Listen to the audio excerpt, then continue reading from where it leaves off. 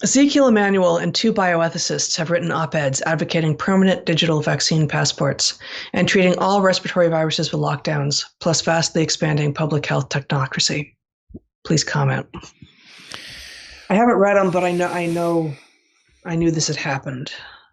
And I don't want to vouch for this summary, although this is someone who's written questions before and has been accurate. I did see the little tidbit about advocating permanent digital vaccine passports. I did not see the bit about treating all respiratory viruses, was it, with lockdowns. For fuck's sake.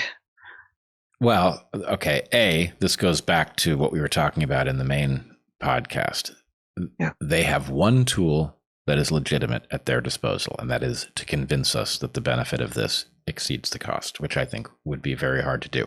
For one thing, it suggests an obscene and cartoonish understanding of our control over these things, right? Vaccine passports. You really think you're going to be able to generate a vaccine for all of these things and that it's going to be worth doing? The rate at which these things move through the population and the amount of time it takes to actually get a safe vaccine to market and the amount of time that it takes to even know that vaccine is safe. I mean, long term. Maybe you're right about what ultimately is part of this, but just the little bit that I read about this, the digital vaccine passports thing was responsive to no, paper vaccine passports are not sufficient. Paper vaccine cards that you have to show in some cities to get any services at all already will not be sufficient because they're too easily forged. We need something basically where, the panopticon is here and you can be seen and you will be seen and there is no escape. Yes, I was actually a DarkHorse episode will be out hopefully sooner rather than later. I was talking to a very fascinating gentleman from Australia who was talking about passports that in fact read your facial data and compare it to your GPS coordinates, both of which your phone is capable of assessing, to determine whether or not you are locked down the way you are supposed to be. Right.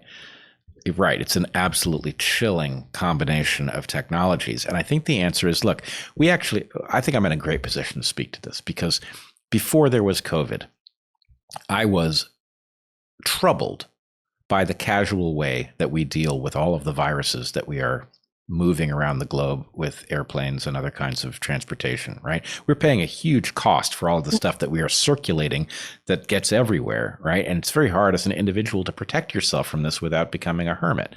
So what can we do about that? Well, I think we can do an awful lot to track these things. What I would do if it was mine to say, I would set up an institute to figure out how these things work. Right? The purpose of this institute would not be to adjust anybody's behavior, but just to simply take each pathogen that shows up and figure out where it came from, how it spread, so that we could become expert about this rather than having to guess, right? Then we could do things that are incredibly useful, right? Like the amount of disease we have reduced by getting people to wash their hands in between, when they leave the bathroom effectively. Yep. That is tremendously effective. The amount of health that we have preserved by getting sewage segregated from drinking water, right? There are a lot of things. The bang for the buck that you get for very simple measures can be absolutely huge. So knowing more would be very useful.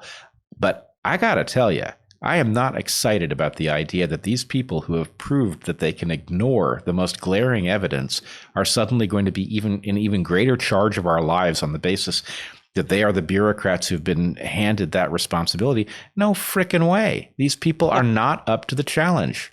No. I don't know if they're, not smart enough or just too corrupt. It's one or both of those things. But damn it, can't you see they don't know how to control disease?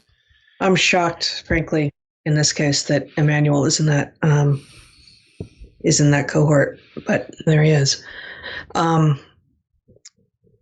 It's also true that a virus to you is not the same thing as a virus to me, as we are experiencing Presumably you and I have both been exposed to the same thing, and we have responded differently to it.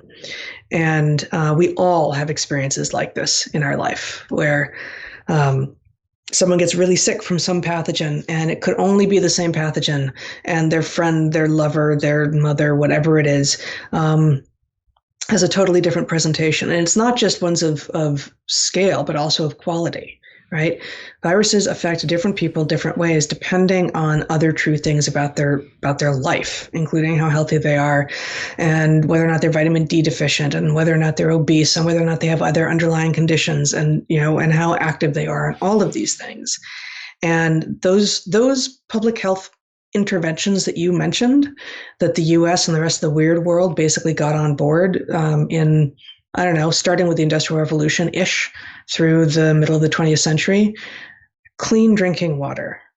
We grew up in one of the most polluted cities on earth in LA in the 70s, but they got their act together. Clean air to breathe. Got the lead out of the gasoline. We have clean drinking water. We're putting more and more crap on our food. Those of us who can afford to try to eat only the food without all the crap on it. But, we have, and then sewage treatment, right? Clean drinking water and not having to run into your own efflux.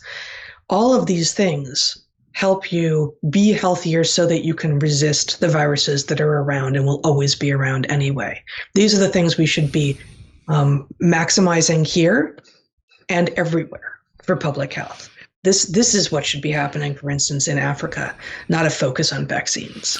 All right. I'm going to add one thing to this, right? And you and I have been on this for many, many months. I don't believe that any public health authority who has not pointed out the hazard of vitamin D deficiency, its role in disease vulnerability, and recommended a course of action in which individuals can become more robust in the face of disease. I don't believe that any authority that hasn't done that is in a position to tell you anything about your health relative to infectious disease. And yes, that goes for you, Dr. Fauci.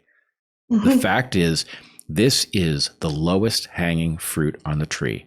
And everybody who's looked into it knows that. And for you not to recommend it is for you to expose people to needless disease. So I don't want to hear about vaccine passports, and I don't want to hear about digitalization and facial recognition and, lockdowns for colds and flu until people deal with all of the easy, safe, low interference measures that we haven't done yet. Right? Those things come first before we talk about anything exotic.